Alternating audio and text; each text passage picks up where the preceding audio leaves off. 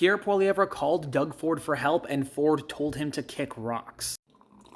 A sentence which has confused progressives all over the province. For those who aren't aware, Doug Ford and Pierre Poilievre kind of hate each other. But Doug Ford will always take a good opportunity to flex on other people. And honestly, this moment right here has solidified my belief that Doug Ford will be aiming to run for the leader of the Conservative Party after Pierre has to step down from losing to Carney. When Harper was running against Trudeau in 2015, Harper started getting desperate and asked Rob and Doug Ford to campaign for him. Harper and the Fords were not friends, and the Harper government saw it as desperation to ally themselves with the Fords. So the fact that Harper's protege, Pierre, is now asking Doug Ford for help means that Pierre is definitely in trouble, and he knows it, especially in Ontario. But yeah, Ford told him to kick rocks. Ford said he's too busy governing Ontario. And listen, I might detest Doug Ford, but he understands politics. With Carney being ahead in the polls, he would rather ally himself with the federal Liberals and the federal Conservatives. And Ford used the call as an opportunity to flex on Pierre, as the federal Conservatives have complained that Ford is not conservative enough. Which I don't know what part about cutting healthcare and education funding isn't conservative enough for you, Pierre. Is it the fact that Ford marches in pride parades and he doesn't hate the gays enough?